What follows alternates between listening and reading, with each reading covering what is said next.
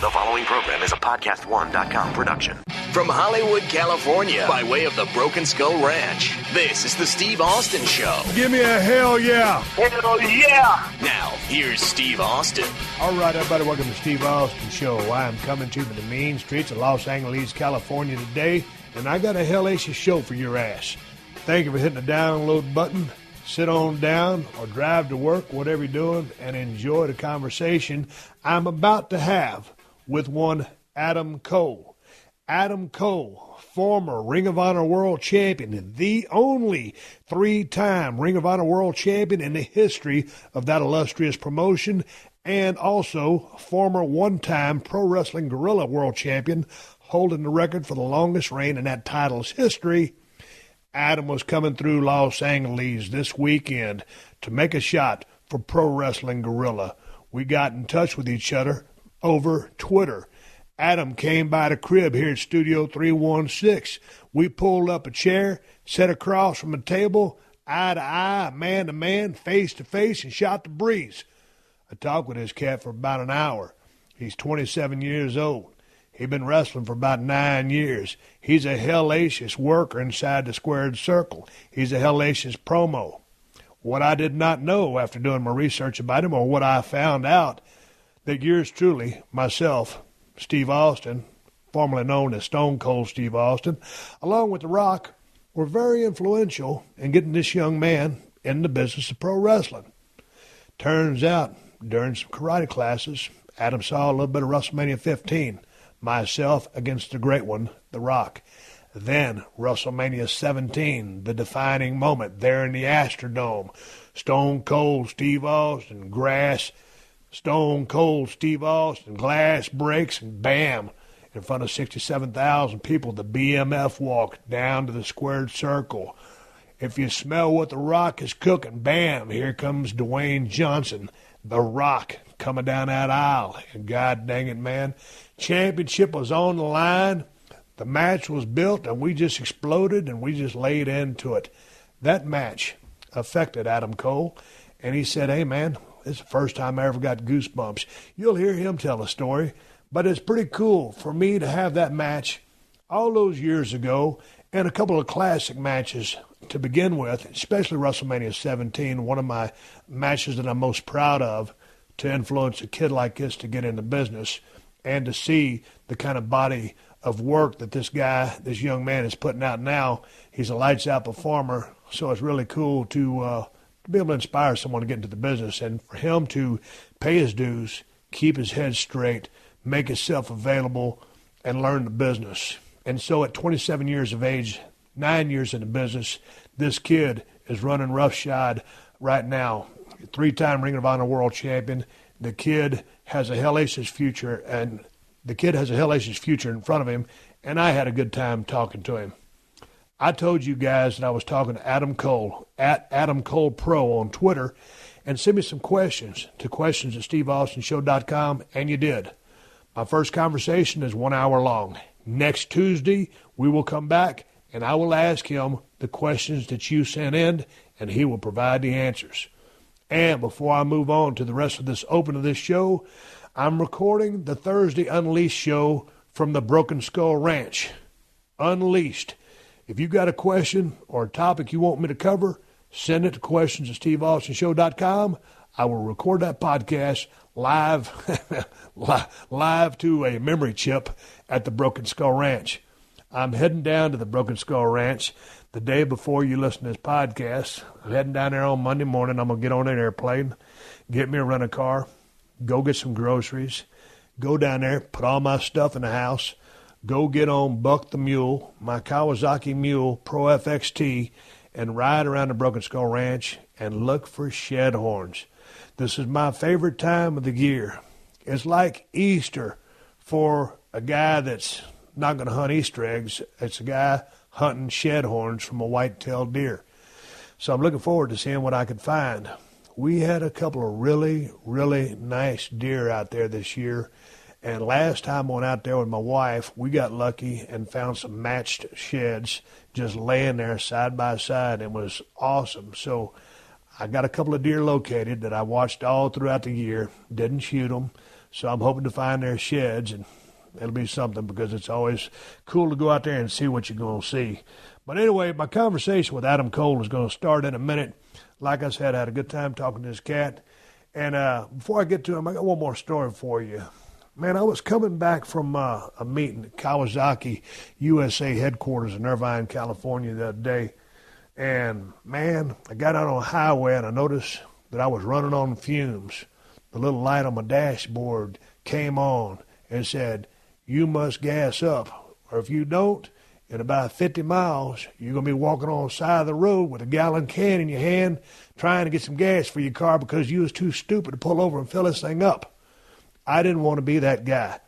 So anyway, I hit my iPhone button, hands at 10 and 2 on the steering wheel, push the Siri button. I said, "Siri, where's the closest gas station?" Siri guided me to a gas station.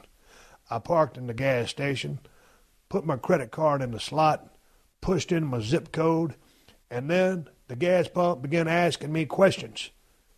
"Are you a Vons Club member? Yes or no?" I don't know what a Vons Club is. No, I'm not a member, and I don't want to join. "Do you want a receipt?" the machine asked me. No, I don't want no receipt. I want about 22 gallons of gas so I can fill my tank up on F and get the F out of here. I hit the no button. "Do you want a car wash?" the machine asked me. No, I don't want no car wash. I want 22 gallons of premium so I can get my ass out of here, go back to the crib so maybe my lovely wife will make me a ham and cheese sandwich. I don't know what it is with the gas pumps these days. They got to ask you too many questions. At the gas pump over here by my crib, they got a television monitor on there running commercials. You put your credit card in there, they force you to watch TV. I don't want to watch TV. I ain't got time to watch TV. I got a 52-inch LCD TV in my living room I ain't got time to watch. Well, I'm lying to you. We just finished season 5 of Breaking Bad. Watched the season finale last night. Holy smokes. It's amazing what the human brain, or at least my brain, will forget in about 3 years. I didn't remember half the twists and turns. It was like watching it all over again.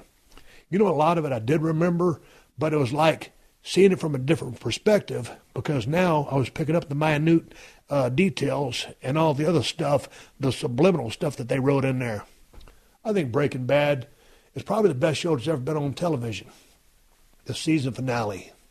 I guess I'm not giving any spoilers here, but because everybody always gets mad at me when I say something about something that I'm watching. Spoiler alert. Spoiler alert. You know when Walt goes over there to take out the bad guys, well, he was a bad guy himself, there at the end, and then he kicks the bucket. But he saves, what's his name? Jesse. When he saves Jesse from the meth heads, when they had him down there cooking in that gimmick, man, Jesse took off like a bat out of hell, and then Walt bled out, and he died, and his cancer had come back. God dang, that was a hell of a damn finish, that damn thing. After we finished watching that, my wife and I sat there for about 2 minutes. Maybe it was a minute. Just kind of like, man, just kind of taking it all in. Did you enjoy it? I loved it. My wife loved it. I loved it too. Man, that Bryan Cranston. You know what? Everybody did a hellacious job in that damn series. And hell, I ain't telling you nothing you don't know. But hell, I'll tell you something we got to do. We got to move on and get to Adam Cole. That's enough about my gas stations and all the other stuff, Breaking Bad. I got a show to run here, and I got to pack up. I'm heading to the Broken Skull Ranch tomorrow, and I need you guys to send me the questions to question@steveaustonshow.com so I can record an Unleashed podcast Q&A down there at the ranch. And part 2 of my conversation, the questions that you sent in, is going to play next Tuesday. And Adam Cole is Adam Cole Pro on Twitter. You could check out his website, but he don't keep it up to date, so we won't even mention that. You're listening to another classic episode of The Steve Austin Show, only on PodcastOne. Do you own a home or condo? Or perhaps you rent a house or apartment? Sure you do, and Geico knows it can be hard work. Because whether you own or rent, you still have to fill it full of your stuff. Your furniture, the flat screen, and all the boxes of stuff that have been sitting there ever since you moved in, but haven't unpacked. It's hard to find the time, right? But you know what's easy? Bundling policies with Geico. Geico makes it easy to bundle your homeowner's or renter's insurance along with your auto policy. That way, you'll rest easy knowing that your home and all your stuff is protected, like the furniture and that flat screen. Plus, getting a quote on homeowners and renters insurance is super easy through Geico. It's a good thing, too, because you already have so much to do around your home. You know, like going through all those boxes of stuff. Visit geico.com, get a quote, and see how much you could save. It's Geico easy. Visit geico.com today. That's geico.com. The Steve Austin Show. The Steve Austin Show. Adam Cole, welcome to 317 Gimmick Street. How are you? I'm doing very well. How are you, Steve? Good to be here, man. It's good to meet you. And when you came in, as you know, man, I'm renting this house. I live next door. And I complained to the owner of the place. I said, man, this place is just out of control. You got to get some guys in here to knock some of these vines and stuff down. So there's guys out there with chainsaws and pickaxes and stuff like that. So I apologize for all the noise and the unprofessionalism, but this is the life of the Steve Austin podcast. I love it, man. Raw in your face. This is it. This is where we are. This is what we're dealing with. Yeah, no problem at all. But the rib starts with my phone rings. I look down, it's Adam Cole. He goes, Steve, I think I'm here. It says 317 on the sign. I think I'm in it doesn't look like the front of a house. I said, dude, are you in the alley? Because you Ubered over here. Yeah. You're the first guy to ever be on a podcast to come through my back door. Easy there. No innuendos. Hello, family friendly. What were you doing in the damn alley? Man, I was just following the lead of the Uber driver. This is where he took me. He said, this is your stop. So I figured after seeing, 316, I was where I was supposed to be. And I knew I'd find you, Steve. I knew I'd find you. God dang. We got in touch with each other on Twitter. Yeah. And started following each other. And I've been following your career and watching all the stuff that you do. And, man, talked about being on a podcast. I said, yeah, man, let me know when you come through L.A. Man, all of a sudden, you're in L.A. Where are you headed? Yeah, no, it was perfect timing for this to work out the way it did. Actually, tonight is Pro Wrestling Guerrilla. So I have a PWG show. I've been with them for a really long time. And then right from PWG, I catch a red-eye to head to Manchester, England for a group called What Culture Pro Wrestling. So it's a busy next couple of days, but as you know, busy is good in pro wrestling. So it'll be a fun few days. Busy is good in pro wrestling. We talked about that a little bit on the phone. Mm-hmm. Man, how long you been in the ring now? I'm coming up on 9 years for me in wrestling. Feeling? I actually feel great. I've only had a couple of scenarios or times where I could say that I was genuinely banged up. Right now I have a nice little stitch going on the top of my head, but physically and mentally I feel really, really good. And again, like the busier I am, the better I feel. If I take, let's say I have 2 weeks off and then I get back into the ring, that's when I'm dying the next day. If I work 2-3 times a week, which is normal for me, I actually feel my best when I keep moving. Man, you said you had a surgery, and I was like, man, what's the kid? I texted you back, a knee, because I'm figuring with the amazing stuff that you and some of your coworkers do in the ring, I'm thinking, man, this guy's got to be banged up knee. He said, no, I got a lump on my head, and I'm like, a lump on your head? What kind of lump? It's on your head that needs to be removed. And I started watching your matches. So you had that bump on your right forehead. Yeah. How did that grow out to be what it was? This is perfect because I don't think anybody really knows this story, so it's cool that I can talk about it now. But what happened was back in October, I had an 8-man tag in Ring of Honor in Detroit. And there was a scenario where Dalton Castle ended up punching me in the head. It swelled up immediately. I think it's just swelling on the top of my head. I'll ice it a little bit and it'll go down. 6 months later, it still hasn't gone down. It's hard now. I'm like, what the heck is this thing? I go into the doctor and they said that because of the trauma on my head that my body tried to recover or heal itself, so in turn a cyst was formed. And it was something that was going to cause me no health problems, but I eventually need to get removed because it would be there forever. So the doctor goes in, and again, I got about 8 or 10 stitches done. There was a couple done inside my head with the tendons and the muscle, and then a lot on the outside. The thing ended up looking and feeling a lot worse than I initially thought, but it's not bad. Nothing that I won't be able to bounce back from, obviously. So they thought it was just a cyst, and it was a cyst, and it sounds like they went a little bit deeper than they thought they were going to have to go. Yes. So therein lies, by the time this podcast drops on Tuesday, you will already have worked Right. So how you feeling about going into the ring? Because as we were talking before you got here, like, hey, man, you get stitches in your head, you got stitches in your head, and then you got the ring, and then you got people walking from the dressing room, walking down the aisle. The ring is a great place to be, but it's one of the dirtiest environments I've ever been. Yeah, and that's actually what worries me more so than someone busting it open or something happening as far as the stitches opening up. I'm more worried about the potential infection that could happen because there's really nothing I can do about that. But fortunately, again, there are situations and circumstances where we're forced to work when it isn't necessarily the best time to, and this is a scenario for me where I'm going to have to. I work with a lot of pros. I might find some kind of way to cover it up as best as I can, but I don't know, man. I just got to hope for the best. Hope it doesn't bust open. That's what I appreciate, a young cat with an old school mentality. Let's talk about color a little bit. We were talking on the phone the other day, and I noticed in your championship match recently with Ring of Honor, lost a hell of a match to Christopher Daniels, and a great match. Man, was that a kick outside, a thrust kick? Yeah. And he gets into the ring post. Legitimate hard way? Yeah, I think so. Think so? But my point is, I think so. My point is, it enhanced the match. I dug it. And, you work with the color a little bit, and the stakes just got a little bit higher. You're a fan of color, as am I. But in 2017, man, a lot has changed since when I broke in 1989. I was a 1990 Rookie of the Year. And all of a sudden, we're in Dallas, and it's my first time to do a blade job. Hell, I didn't know how to make a blade. And there's one of the veterans is helping me make my first hatchet.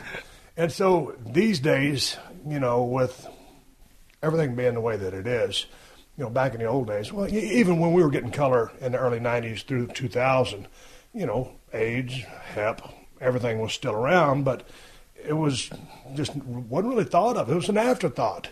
Or I don't think anybody really gave a damn. Right. But these days, man, just with PC, the way everybody's come up, it just seems like a real, primitive thing to do or a barbaric thing to do. There's something to sticking a blade in your head and pulling it across or whatever it is. But as we were talking, somehow, some way I got busted open WrestleMania 13 and really added, to that match. And big time. You said that one of your moments that really started helping you turn the page was a night in which you got busted open. So what is your affinity for color? But as it is almost taboo in any place you go these days. Right. I think it's a shame that it is as taboo as it is because, again, at the end of the day, when we go into the ring and we're telling a story or we're creating emotion, there's no question whatsoever that good color really adds to that dynamic. I'm not one to say that every single night there should be blood. I totally don't believe that. But if two guys are feuding for a long time and you want to take that feud or that emotion or that drama to the next level, there is zero question that blood adds a huge dynamic to that. Again, talking about this match I had in New York City with Kyle O'Reilly in 2012, when I got busted open, it was like the entire tune and emotion in the room completely changed. Everyone was on their feet. Everyone was losing their minds. Everyone was genuinely invested in myself and Kyle O'Reilly because of a little bit of blood. So I really do think, and I also think it's a shame that because, again, it is labeled as being so barbaric, there are so many other things that we do as pro wrestlers, to me, that is not only more barbaric but more dangerous than taking a small little blade and creating a little bit of blood. And so much more danger to other things. And I think, the bigger the organization, sure, with all the PC stuff and the corporate sponsorships, then the more it's frowned upon. But, if all the athletes are tested, if you look at what goes on in the UFC, a guy or gal gets busted open, hell, every single fight. Just about. Exactly. It's very rare that somebody didn't get busted open in some way, shape, or fashion. So, but tested athletes, if there's any disease, they're not going to be able to fight. Right. So, if the guys are tested, and they are, everybody's clean, then I think that it should be okay. Exactly. But again, man, when you tell that to the corporate people, I don't know if it's a level of violence that they perceive that goes with it, or it's just something that people can't wrap their head around. But it's just, you're seeing less and less and less of it. Yeah, or it could be a combination of both of what you just said too. But again, I totally agree. If it's some independent show where guys aren't tested and people aren't sure of who's clean, who's not clean, I really do kind of get the concern there. But like you said, if it's something done properly and people are aware of whether or not they're clean, again, I don't think it's a big deal. And I think it still has its place in pro wrestling in 2017. Man, I tell you, I look back at WrestleMania 13, and I don't go on YouTube and watch old matches myself. I get on YouTube and watch matches of some of the stuff that guys like you and other people in WWE and New Japan are doing.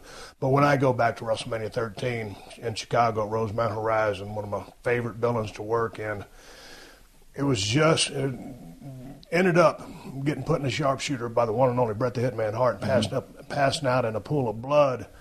God dang, what an iconic image. One of the most iconic images in the history of the business. Yep. And it was just a lucky fluke that I got busted open. Right. And that was really, I was on my way, but that just kind of golly, that guy really is tough for doing what he did, passing out a pool of blood and never giving up. So I really put the exclamation point on what I was trying to do. Exactly, and to a lesser extent, obviously, because less people had seen it. But it was literally the exact same scenario for me. I was on my way to challenging for the Ring of Honor Television Championship. I was getting over, but I wasn't over yet, if that makes sense. Like the fans were acknowledging, and they liked me, but I was like missing that one thing that the fans really wanted to gravitate to or latch onto. And then there was an image of me when my lip was busted open, and Kyle O'Reilly knocked me down, and I flipped my hair up and fired up and yelled. And as I yelled, the blood was squirting out of my lip and onto his chest. And in New York, people are like, "Oh my God!" And that was like my iconic image that still, people talk about to this day. But and through that, it's like, okay, now he's battle tested. Exactly. He's been through some wars, and that's a great visual. But in listening to you talk about that match, I wasn't able to see it. Sounds like you were working baby. Yeah. Okay, so obviously Kyle's got some heat on you, beating you down and in the fire through the blood. Yep. Here comes this you're a good-looking guy. White meat baby face. I mean it. I mean, with respect to the business, sure. This white meat baby face, all of a sudden he's busted open, and he can cower down, he can quit, he can beg off, he can powder, he can just roll out, give up, submit. But no, when you fire up through that blood and all of a sudden you got that visual, it's like, hey, man, to the tough guys in the crowd, hey, look at this pretty boy. No, he ain't just pretty boy, this son bitch is tough. Yep. And here he comes, and the girls, okay, they're right. like, yeah, I mean, you're a baby. And all of a sudden, it's like, guy, he's tough on top of everything else. Yep, and that was what I needed so badly. Because, again, battle-tested is the best way to put it. Because I had matches that people enjoyed. But at the time, I was clean-shaven. I had shorter hair. I used to pump my fist and do I was still finding myself big time. So I needed... That's that 101 fire. Right, exactly. Every promo pic I had, my fist was bald. Still totally trying to find out who Adam Cole was. And but that, for me, that was also, too, I think, when I started to understand what does make a good babyface in this day and age, because I did need to prove that I was tough and that I could hang, and that if people poked at me enough, I wasn't going to take any crap from anybody, and it wasn't always necessarily I'm always gonna do what's right, and I'm always gonna do what's best. I needed to have that edge, or find that edge, and me legitimately bleeding and fighting with Kyle in the ring was when I started to kind of discover that I needed to, as a babyface at that time, make sure that when it was my time to go and it was my time to fire up, that I brought it. Okay, so then in listening to you say that, what does make for a good babyface in this day and age? To me, I think for sure it comes down to having, again, this edge about you where, at least when the people are watching, and this is for me, is making sure that audience at one point in time really, really wants to be you in that moment.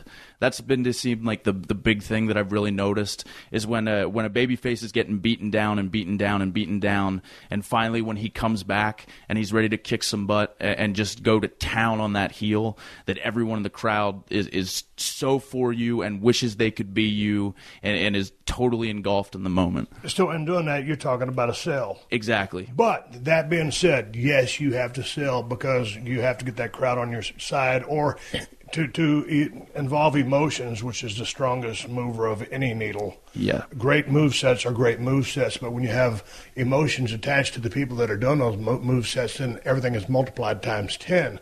So people care about you, and selling, they can gravitate towards you. But along with being a great babyface and needing to sell, you've got to have some offense.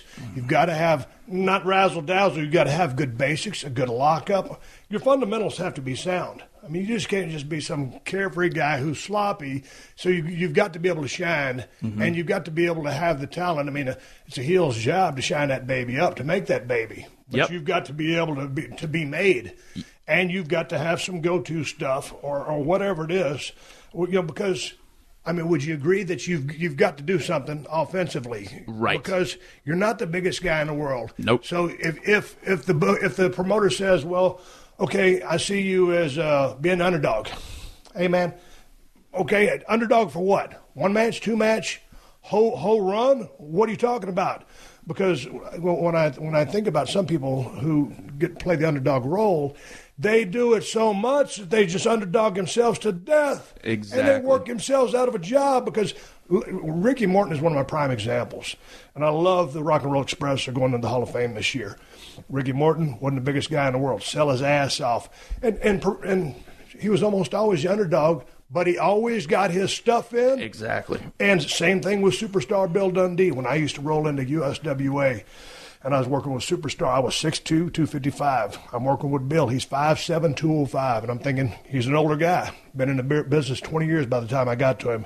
Well, 20 years as a grizzled vet and smart. And Bill drew money, could cut a promo. And I love Bill, and he taught me a lot.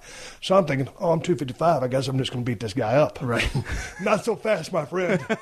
Bill whooped my ass. He got his stuff in.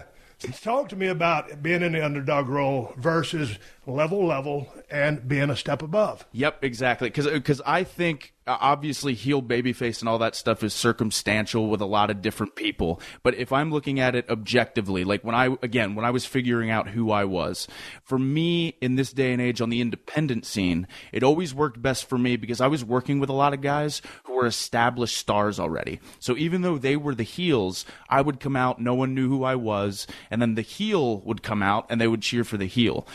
For me, it always worked best when the heel beat me down to the point where the audience started to get uncomfortable and be like, oh, come on, kid, fight back. It wasn't just a little heat. It was a lot of heat, and it was aggressive heat. But I knew that when it was my turn to come back and it was my turn to fight, that I was going to bring literally everything that I had. And because I'd been beaten down so long, the audience actually would start to get behind me. That routine and that structure always worked the best for me. Because like you said, as long as at the end of the day, when it's my turn to fire and it's my turn to fight, I brought it. And then the audience was with me. And the key thing you're saying there is this is what worked for me. Right. You always have your general equation, which is take me as a baby. I wasn't your traditional baby, so that you didn't push me in a traditional style.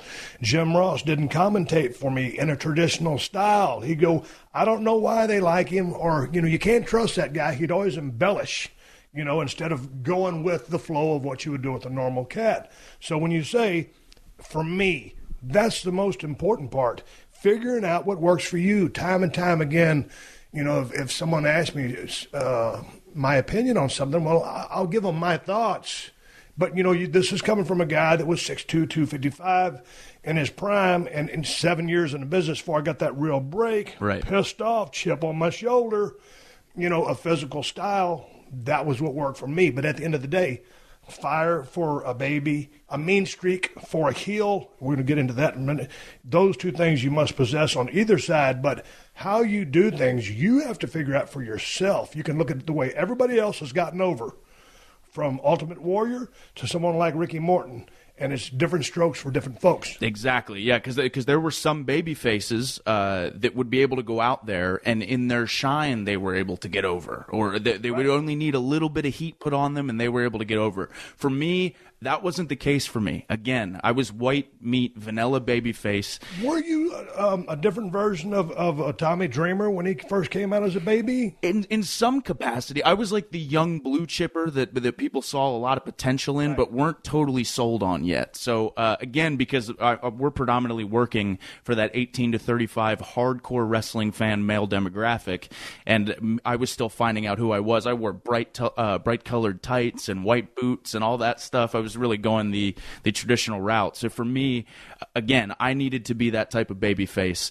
that got just the snot kicked out of him. And then when it was my turn to fight, that I really, really brought it and showed almost a side of me that they didn't realize I had in the beginning. You know, in the beginning, if I'm shining up, it's a lot different than when I'm coming back and ready to fight towards the end. At some point in there, and trying to get some offense in, and say you're working with a big bully heel who's outsized you, and so he's imposing his will, he's cheating along top of that, he's being violent, you're taking this, you're firing up.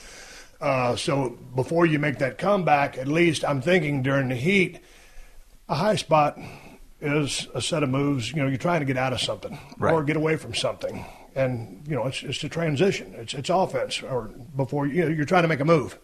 If I'm just working a headlock, finally, if you can shoot me in the ropes, I tackle. You know, maybe you can try to hip toss me. Look, what I'm trying to get at is hope spots. Right. A hope spot is a high spot that's placed in a heat. So would you get hope spots in the heat, or is it just the one momentous comeback that you were able to get your stuff in to, you know, in the totality of the match, maybe that guy took 80% of it. Right. You know, Katie barred the door, finally here you get your comeuppance, and there's your offense. Or would you put the hope spots in there to build it and then explode, or just explode at the end? Again, like you said, this is just something that worked for me. For the most part, I was a guy who would get hope spots in, but I was not a guy who was fighting the entire time. Okay. I was a guy who, when it was my turn to get the crap beat out of me, I was really getting the snot kicked out of me. I would show fire, I would show life. I wasn't a rag doll and just laid there, but I felt like the audience started to sympathize with me the longer and more aggressive that I was helplessly getting beaten up. And then when it was my turn to fight back, almost, I don't want to say like Hulk Hogan style, but there was a point when I would get hit and I would want more, and I would ask for more, and I would rip my elbow pads off and maybe curse at the guy, and then the crowd was like, whoa. And then when it was my turn to go, then it was all me. That worked best for me. Is there any time that you were like in your way in trying to find yourself, and I want to ask you how long that was, but in that babyface role, and selling and adapting this style, and you found out that this was working for you, were you ever in a spot where, okay, you said a lot of times you're working with heels that were established, and so they were probably good enough to stay on you. Yeah. Did you ever felt like anybody was left you hanging that you kind of had to say, hey, man, bring it more? Oh, for sure. Yeah. There's definitely been. You're feeling it. Yeah, exactly. There's definitely been circumstances. It's very rare because I work with a lot of pros, but there have definitely been times on random independent shows where I might feel the crowd is somewhere and the heel might feel that the crowd's somewhere else, and then normally we get on the same page. But there have for sure been circumstances where I'm almost walking the heel through what he should be doing to me. The Steve Austin Show. The Steve Austin Show. All right. You talked about working as a baby, but last time I saw in the stuff that I've been seeing, you're working as a heel. Right. You're a hell of a heel. And I'm sure you're a great baby, but I saw more of your heel work. I prefer working as a heel, too, by the way. That's what I'm getting at. Yeah. Why so? Because I can tell you're having the time of your life. There's so many factors to why I enjoy it so much. Number one, I think it's cool I've always been fascinated by heels, whether it be in pro wrestling or in movies. Like when I loved the James Bond films, but the reason I loved James Bond was the villains. It wasn't even James Bond. I've always been fascinated by a guy who says or does whatever he wants and the way he manipulates emotion. And I think that's what it comes down to also. I really like being in control.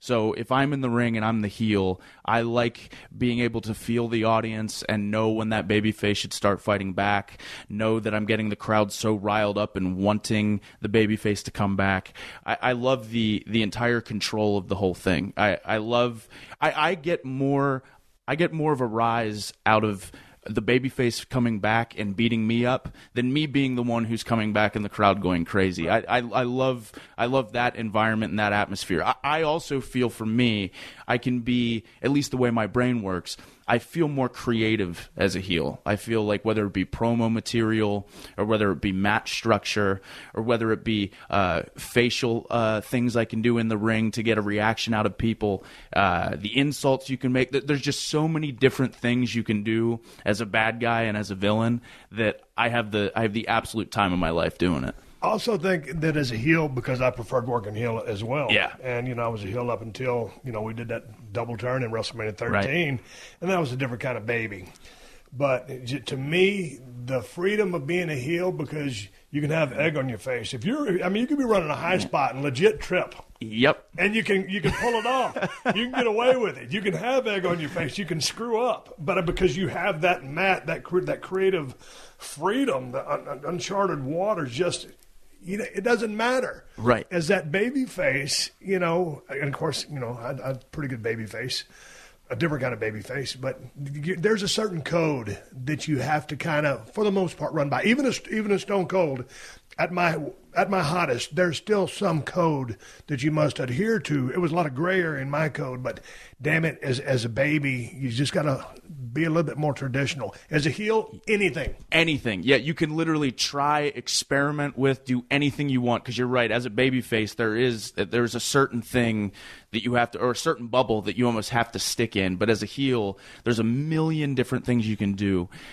A million different things you can try. Yeah. And I was just looking at you because, like you said, I think you said it right there. There's kind of things in a bubble you got to stick to as a baby. Yeah. Except when it comes time for the comeback. Right. That's when you can get out of that bubble. And you don't want to screw up. But, that's when you can do – you can rake eyes, you can pull hair. But as dastardly as that heel was to you, then as far as breaking the rules, we're talking about screwing up and just, rolling stuff.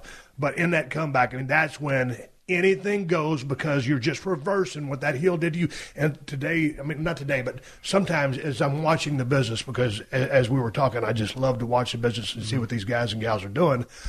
On that comeback, man, it's so many times people want to get caught up in the bink, bink, bink, the three clotheslines into that. And there's a time for three clotheslines. But my point is, when I'm talking to some people about a comeback, and as you were talking about your comeback a while ago, you've been beaten down for so damn long, it's rage. And this is finally when either the heel slipped, or it's just you put on the bionic powers and it's time for that comeback, because every babyface rises in every movie, and they're either going to get screwed in the end or they're going to go over, whatever the finish is. But if you don't explode, and if you're not feeling that, there's so many formula comebacks. Yeah. If you have a set move, a set or whatever you want to do during a comeback, it's fine. But if you're not, I could stand there in the middle of the ring with DX, Triple H, all those guys just feeding me and use nothing but a right hand for 4 or 5 punches each. And I'm talking about a 6-guy feed. Right. In the middle of a 6, whatever many guys there was, and just throw right hands. Yep. And I was connected with them, and those guys were feeding the hell out of me. Basically, our whole roster was full of Hall of Famers. But it's all about a comeback, is rage and getting yours back. Yep, exactly. Because that's my favorite. Because generally speaking, again, all circumstantial. I know I keep saying that, but I love the idea as a heel. Like normally for me, when I cut my baby face off, I'm pretty angry at first, and I'm really, really aggressive. And then the longer I'm in control, the more arrogant and cocky I get, and borderline lazy, because I feel like I'm in control. And then when that baby face comes back and has that rage that you're talking about, and I get to have that, oh crap, I'm screwed look on my face. That's my favorite part of the match. Yeah. And when the crowd's going along with it the whole time, and again, I'm cowering and all that stuff. That's so important. So important. How long do you think it took you to find your way to be a good baby? I actually think that I learned how to be a good babyface after I learned how to be a good heel. Really? Yeah. So going back to that match with Kyle O'Reilly in what was 2012? 2012, yeah. Okay, so you were a good baby, but you'd have to have a heel turn before you went back to baby? Yeah, and I think I didn't truly understand what I wanted or should have been as a babyface until I was the one who was the heel and in control, and then knowing what I wanted from my babyface. So when I was the one working with babyfaces and saying, oh, I really like when someone does this or someone does that, and I don't like when they do that, that's when it actually clicked the most for me in my head. I thought I was a fine babyface, but when I figured out how to be a good babyface was actually after my first long heel run. And I agree with that, because that's the same thing that happened to me. I was probably just talking about that initial time when you really felt comfortable being a baby. Sure. Yeah, probably. Because I sucked. I mean, when I was green, when I watched stuff back on YouTube from, stuff 90 through almost 91, I was almost a heel from then on until I turned into Stone Cold. But when I watched my early day stuff, when I was green as grass, I totally blew.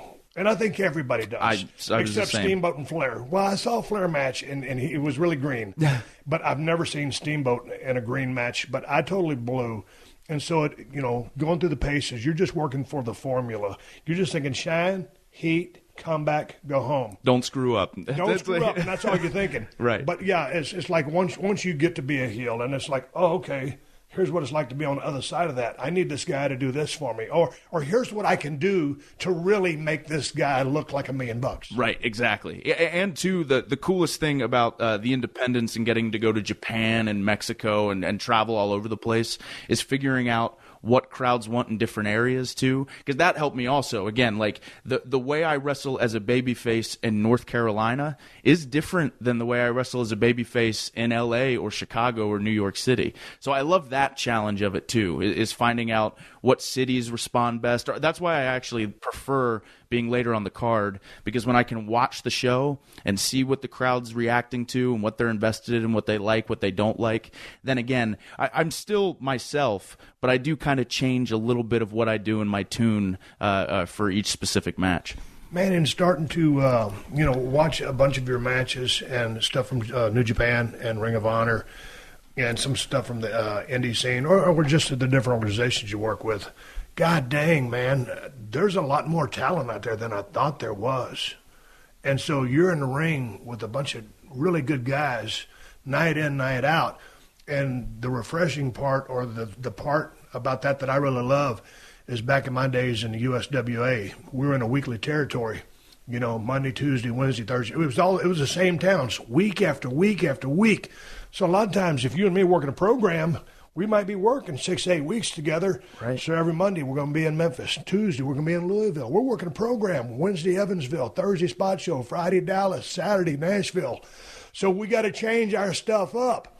A lot of times, when I was with WCW or WWE, you get into a big territory. You work with the same guy. Well, now you're traveling all over the United States of America and all over the world. So you can almost have the same match every night if you want to. And I will say that sometimes I did. That's just kind of what a lot of guys do. Sure. But I always tell people I was at my best when I was as far as just coming up with, I was still young in the business. But when you're working with someone every single night in front of a lot of people would follow the show. So you got to change stuff up. My point is, when you're just changing every single time and doing something different and trying, because it forces you to keep your chops up. Yep. You see what I'm saying? Yeah, exactly. And that was very, like when I first started, I remember being so concerned with, changing actual moves that I did. But then the longer that I was working with these guys, it was realizing that even a subtle, small transition change can make the entire flow of a match different. And it's not being lazy or it's not, it's just not overthinking the circumstance and not overthinking the situation and finding those little things that you can do. Again, working with guys as talented as I've worked with really does make a difference. And on top of that, it's cool to try different things because, again, I'm almost 9 years in, but I'm still obviously constantly learning. So if we always try and experiment with new things, let's say what we try Thursday didn't work as good as Tuesday. Well, now we know, and now we can know, or if I do something Friday and that works better than it did Tuesday, oh, maybe we'll do more of that next time. So it's cool to experiment and change with different stuff.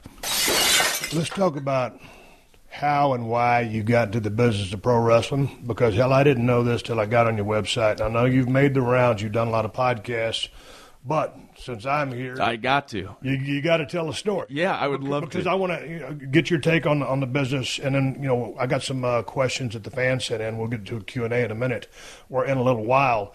But tell me about how you came upon pro wrestling and about how you got the business. And if you want to do long story short, however you want to do it, because I know you've told the story many times. No, I'd love to tell it again, and it's cool that I'm getting to tell you face to face. So for me, I grew up in a really, really small town, and wrestling when I was growing up was transitioning into that more risque TV 14 style of wrestling. So when my parents were together, they didn't want me to watch it. I didn't really know it existed, but they didn't want me to watch it. My parents split when I was 9, and I started taking karate lessons. And I loved karate. I would get there early. I would stay late Monday through Friday. And my karate instructor, I got there early one day, and he was watching a taped Monday Night Raw from the night before, remember it clear as day, and on it was yourself and Kane putting Paul Bearer in a sewer. And he looked over at me and he said, "Oh, do you watch pro wrestling?" And I said, "Yeah, I watch it all the time." But I'd never seen it before. I just wanted to fit in with him so bad. Long story short, he lets me borrow WrestleMania 15, the first time you wrestled The Rock. And I only watched it initially because I wanted to fit in again with my karate instructor. But I saw you two wrestle, and I was hooked as a fan from that point on. I watched it all the time, bought the T-shirts. It was just a diehard fan. Didn't even consider being a wrestler until 2 years later when yourself and The Rock wrestled at WrestleMania 17. And with that Limp Bizkit My Way video, with the crowd buzzing before that entrance from yourself happened, and then the glass broke and 67,000 people rose to their feet, it was the first time ever that I got goosebumps in my life. It was the first time I was ever moved by anything, and I remember just feeling deep down, like in that very moment, I'm like, I have to be a pro wrestler. I have to. So yeah, from that point on, just a diehard fan. I don't know if you want me to go into this, but I started training to be a pro wrestler when I was a senior in high school. And I trained at this Blood and Guts promotion, but a great independent wrestling promotion, Combat Zone Wrestling in Philadelphia. So I actually started pro wrestling when I was still a senior in high school, which was cool. How was that?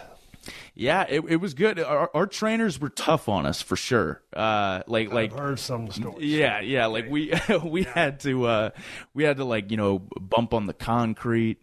We were. But here's the thing: when you're 16, 17 years old, you're not thinking, "Hey, this ain't the smartest thing in the world," because these guys are telling us to do it, so this must be the thing to do. Exactly. We thought that was pro wrestling training, So it was rough, but it was good. It toughened me up too. So what's your take that night at the Astrodome? Man, I'd been to Astrodome for many different occasions, rodeos and stuff like that. And man, I remember hearing that we were going to be there. It was really cool because it was 100 miles from where I grew up. Yeah. And then, man, to be in there with The Rock, who's one of my favorite opponents of all time and a really, really good friend, and just totally trust each other.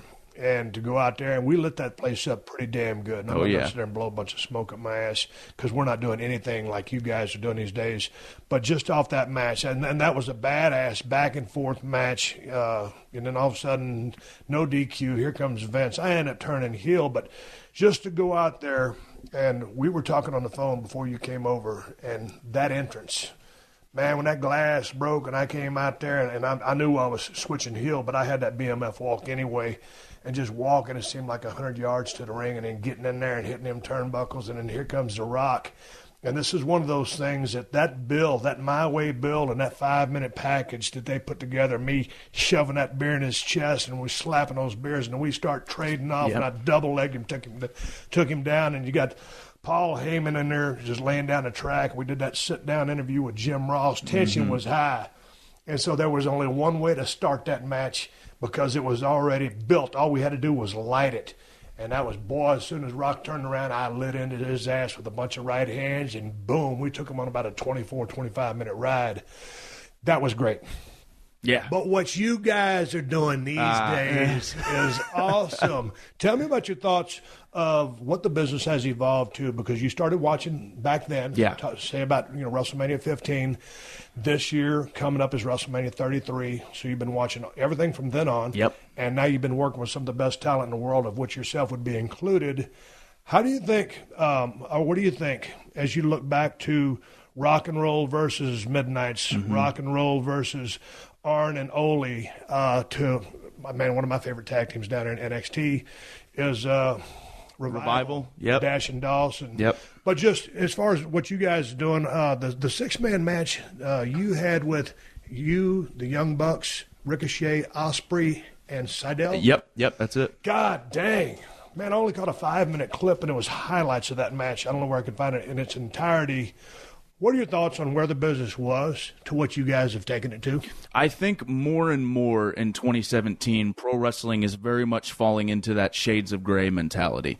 And I think it even started looking at the history of it. It did kind of start with the Attitude Era, where they were more accepting that not every babyface had to be a prototypical babyface. Not every heel had to be a prototypical heel.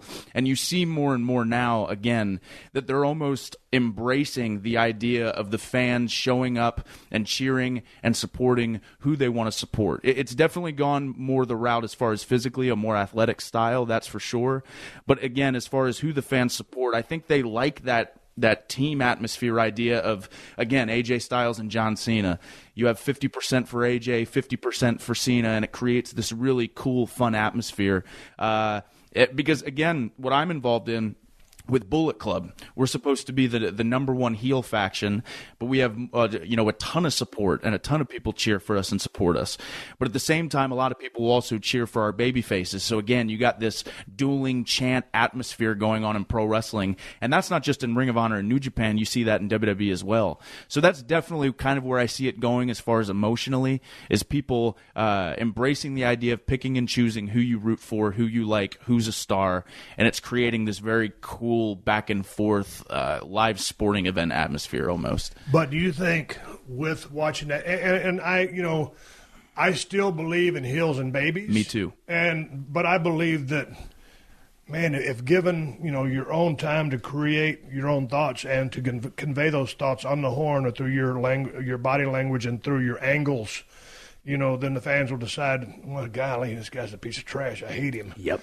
Oh no, this guy's kind of ruthless, but I'm digging him. So he's gonna be a baby. Yep. So I'm down with that. But I think the fans got to choose. Mm-hmm. But I do believe in heels and baby faces. Me too, and that's something I've embraced early. I remember after I lost the Ring of Honor World Championship, I was getting cheered more and more on my entrance, and I remember thinking, what do I have to do to make this go away? I want to get booed. But then I've come to the realization that I've been around Ring of Honor long enough that people who are going to these events recognize me, and when my music hits, they'll get excited. So my goal from now on, like for example, I had a match with Kyle O'Reilly at Final Battle, which is Ring of Honor's WrestleMania. When I came through the curtain and he came through the curtain, I got the bigger pop. I got the more cheers.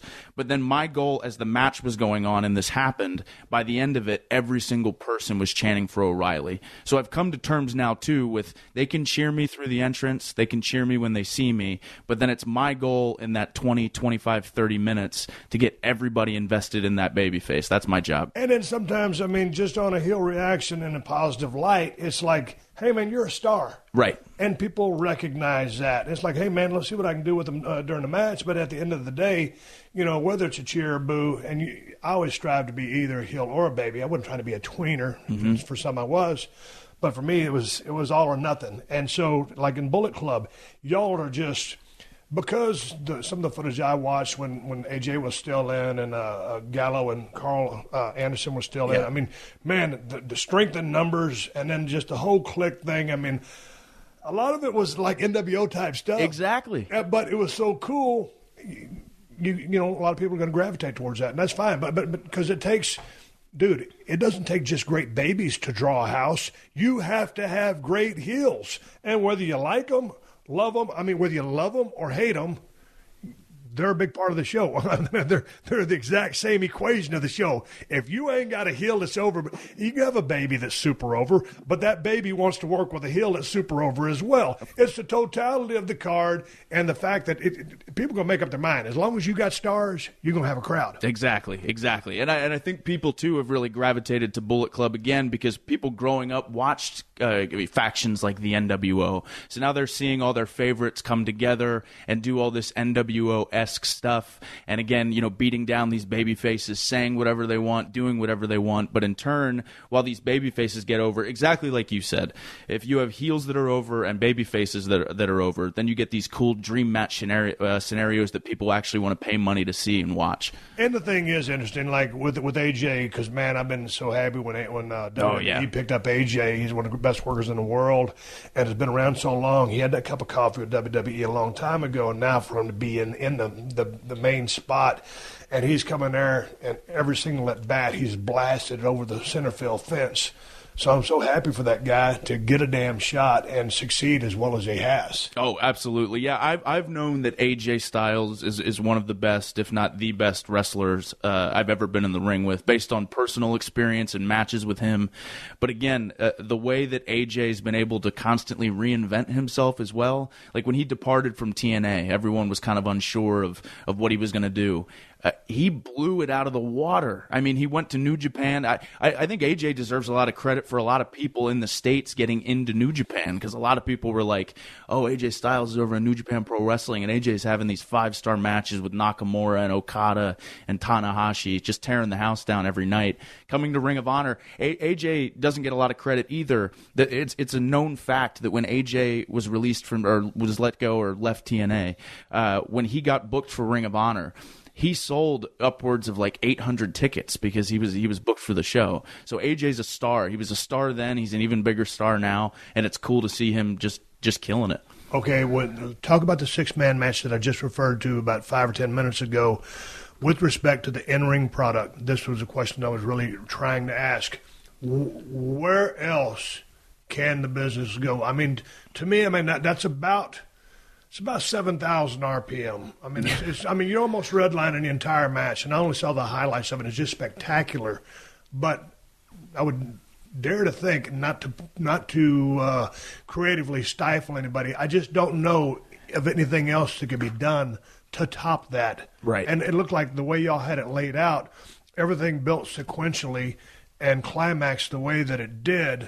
But athletically, I can't see the business evolving any more than that. Yeah, I know. It's becoming more and more challenging to come up with innovative and creative things.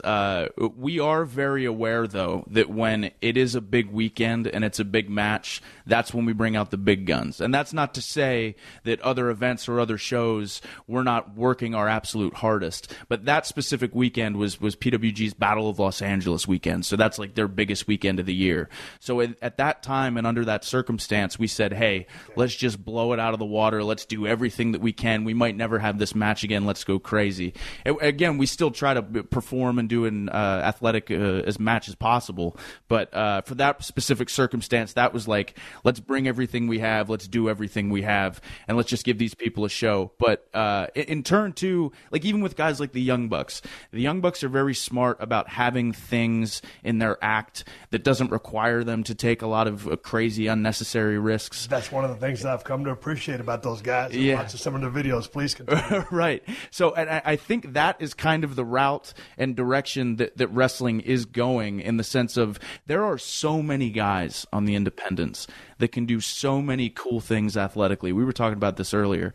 And just these super impressive, awesome things that I can't do, things that the Young Bucks can't even do.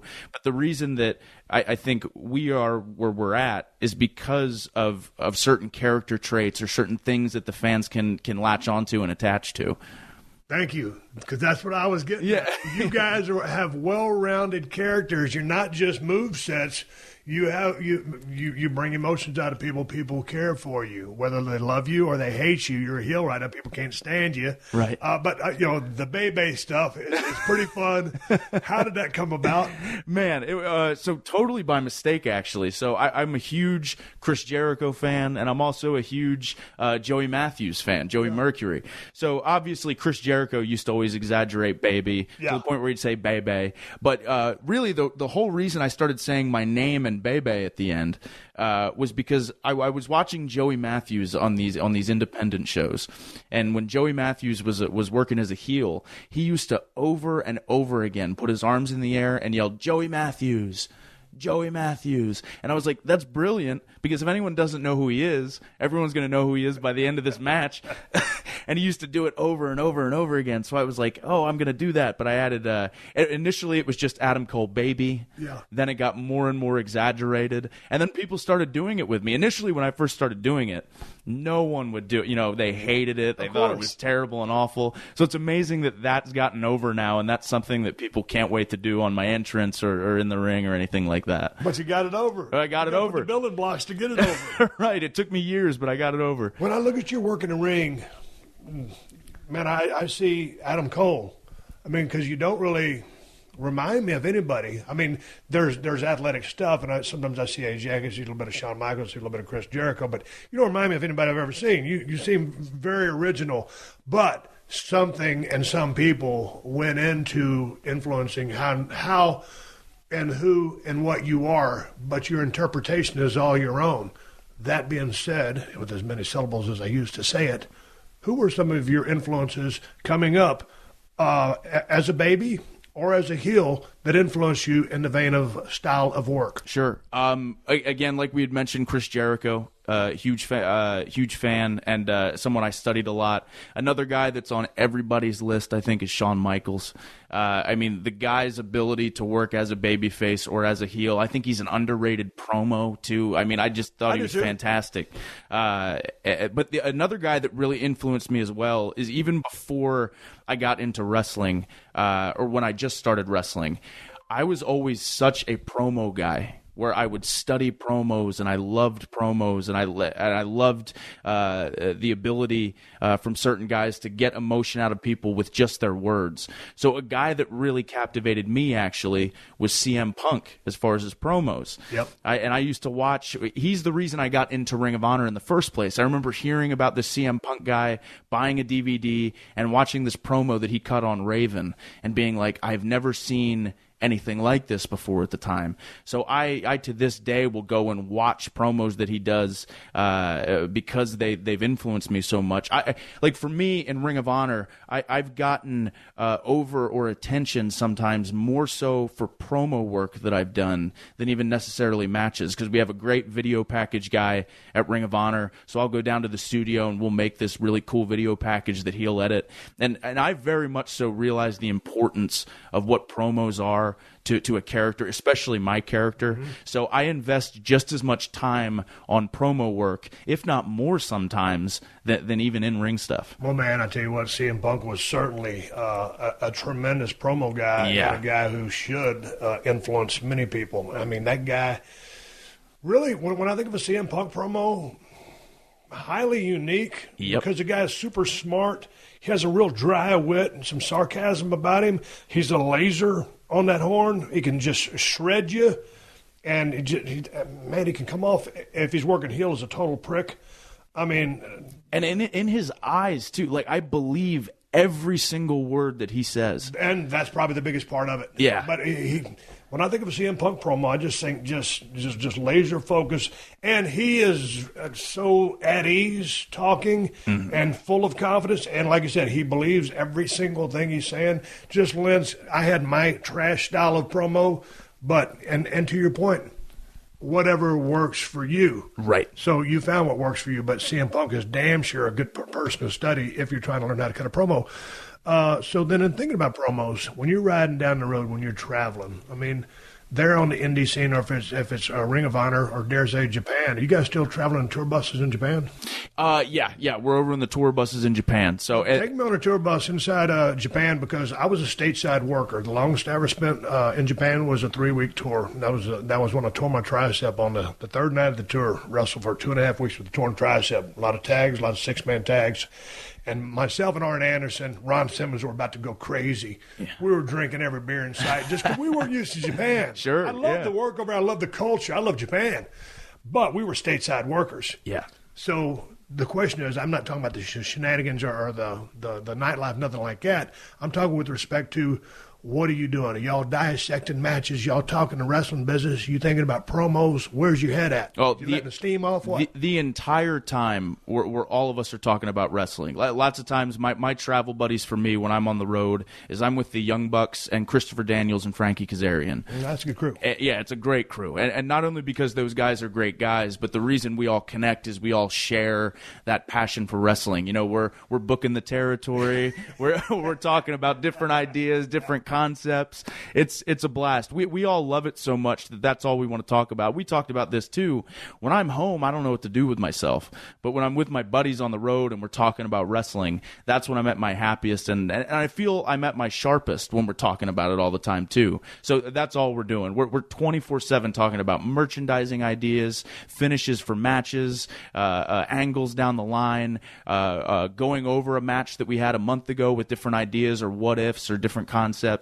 It's the business 24/7. Man, that's good to hear, because I always tell people, man, if you ain't living, breathing, eating, sleeping the business, I mean, you're probably going to be second best or second tier, because if that's all, hey, there's going to be some, genetic, limitations maybe imposed on some people. But my point is, you're all in. And if you ain't all in, you're never going to be on top unless it's a damn fluke. You got to live, eat, breathe, live the business. And so it's good to hear that you guys are doing that. Yeah, absolutely. There's there's no question either. Like when I tell people, I'll do like some of these Ring of Honor seminars, and they always ask me what my number one piece of advice is. And it sounds like such a broad, generic statement, but if it clicks with them, it really will make a difference. Again, if pro wrestling is your number one priority, you will go as far with this as you possibly can. There can be no question in your mind. There can be no hesitation. Like for me, not the smartest idea in the world. I didn't go to college. Reason I didn't go to college is I didn't want that 1% in my brain to say I have a backup plan if this doesn't work out. I wanted to say that I have to make it as a wrestler or I'm screwed, So I put myself in a situation where I needed to succeed and I needed to make it and I needed to travel. So I always tell people that too. And it shouldn't even... Of course, there is sacrifice to this job. Of course, it's hard, it's difficult, it's hard on your body, it's hard if you're away from your families. But at the same time, too, if this really feels like work 24/7, maybe you shouldn't be doing it either. Because I'm having the time of my life. I absolutely love this. That's absolutely what I tell everybody, man. I said it was the best job I ever had. I said it's a real hard way to make a living. Yeah, absolutely. And especially... If you have a wife, it's harder. If you have a kid, it's harder. If you have two kids, I mean, it's just everything adds incrementally or exponentially. The more stuff you have, it's just a rough life. Sure. Because you're always gone. And you got to be gone because that's just what the job entails. Right, exactly. Yeah. I think it's fun. It's so much fun. It's so much fun. I just saw this on my Google alert. I was talking on a guy's podcast the other day, Brendan Schaub, former MMA fighter, Big Brown Breakdown. And I think it was, they're one of the MMA guys or something had said that, pro wrestling life, wasn't tough. And I pretty much summed it up for him. You take that camp and you go out on the road, different, take your camp and just travel with it. And then get back in the car. Nobody's helping you. Bad hotels, the whole 9 yards. And you get back to me in 10 or 15 years after you go do all that and tell me what your experience was. Even if you're just, working out in an octagon instead of being in a squared circle. It's a tough damn life, but holy smokes, I had a blast. Right. Yeah. There's nothing quite like it. There's nothing like being able to, I've said this before, my grandmother, she passed away, but she told me a couple years ago, she goes, "Oh, where were you this weekend?" I said, "Oh, I was in England." And she goes, "I've always wanted to go to England."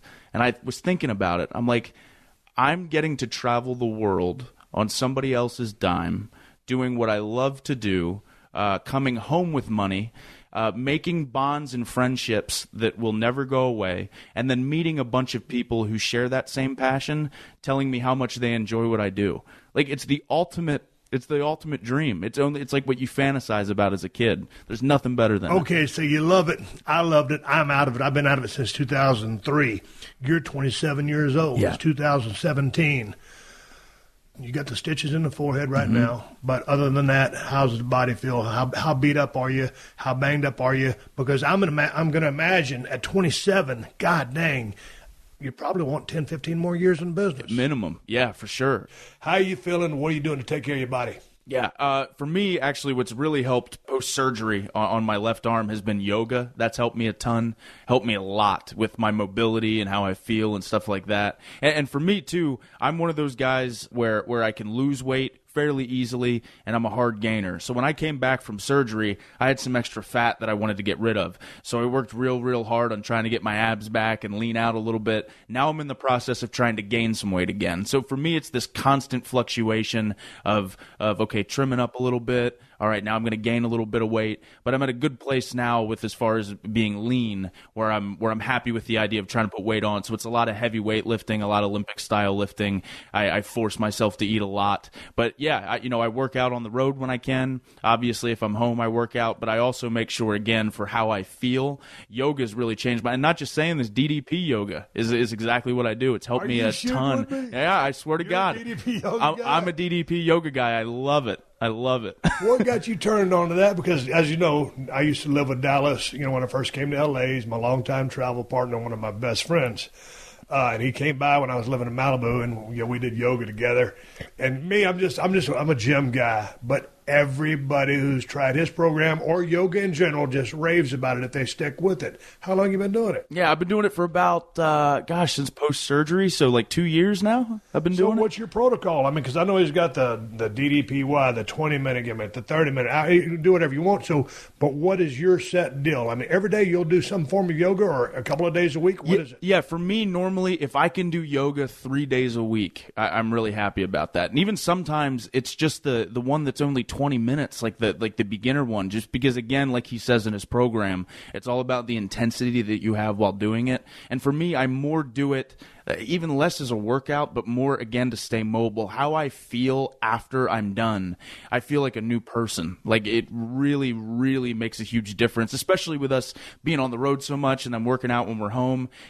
It really helped me. How long does it take for you to become proficient at doing like a downward dog? Here's a hero pose or whatever the names are, dude. I've tried a couple of them, and when you see someone who's done yoga for a long time, it's like, oh, Jesus, that's so stupid. They just got this pose, and all of a sudden you try to do it. It's like, not so fast, my friend. Yeah. So my question is, how long did it take you to acclimate to it, just to be able to hold the poses and do all that stuff Dallas does? Yeah, I noticed for me, after about a month of doing it, my body really started changing. Like, there were lots of times where he would have the alternative pose instead of the actual pose that oftentimes, I have no shame in admitting, like over half of the program, I'm doing the alternate pose because I never stretch.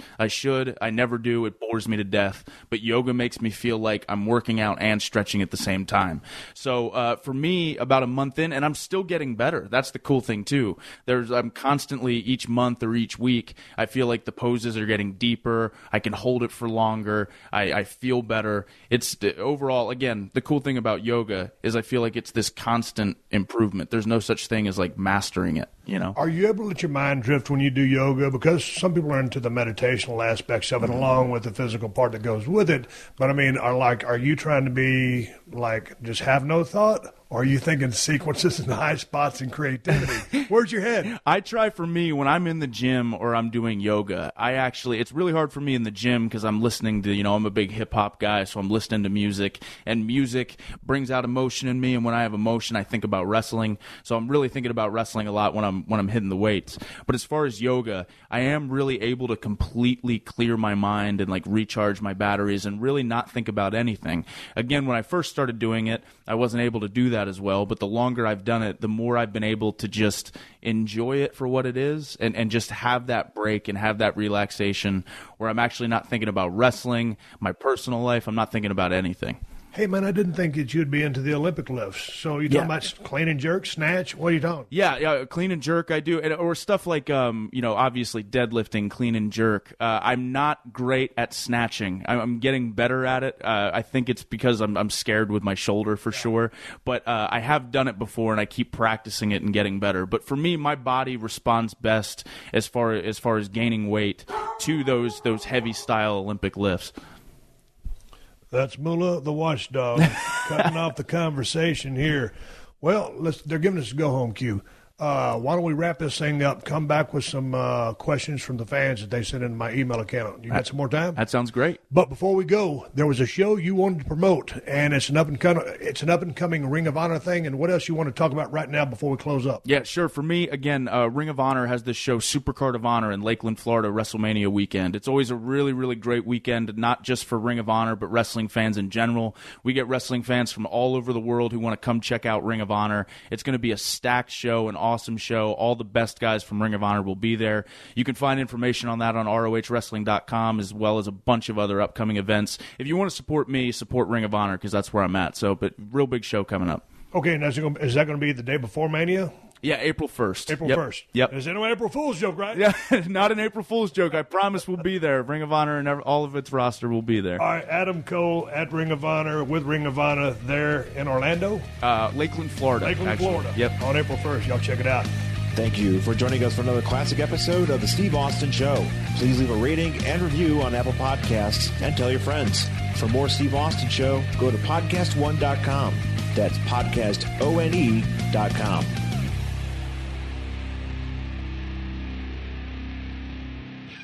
All this month, stream the funniest films for free on Pluto TV. Watch comedy classics like Anchorman, The Legend of Ron Burgundy, and Mean Girls. Or drop in for a Tyler Perry marathon with a Medea family funeral and Medea's witness protection. Pluto TV also has hundreds of channels and thousands of movies and TV shows like Get Shorty, Be Cool, Key and Peele, Comedy in Color, and more. And no contracts, no subscriptions, no fees, no joke. So download the Pluto TV app on your favorite streaming device and start laughing today. Pluto TV, drop in, watch free.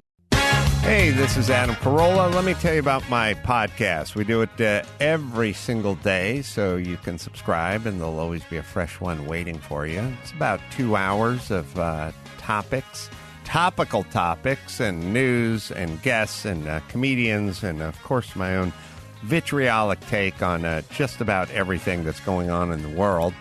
Plus, we get a lot of really interesting, notable people who come in. We'll get politicians, we'll get tastemakers, we'll get stand-ups, we'll get authors, we'll get pundits, we'll get, I think about covers it all, celebrities as well. And we'll do some really interesting interviews with them. You can get The Adam Carolla Show wherever you download your podcast. Yo, what's good? It's your boy, Big Brother Jake, a.k.a. Jake Warner. My government name. Check it out. I host a show called the Big Brother Jake Podcast, and I've taken my talents to the biggest and baddest platform on the planet. That's right, baby. PodcastOne. My show is unique as I talk about everything. Life, sports, entertainment, being a single dad juggling several jobs. I'm a hot mess, but it's damn entertaining. Subscribe and review now on Apple Podcasts and listen on PodcastOne or wherever you get your podcasts.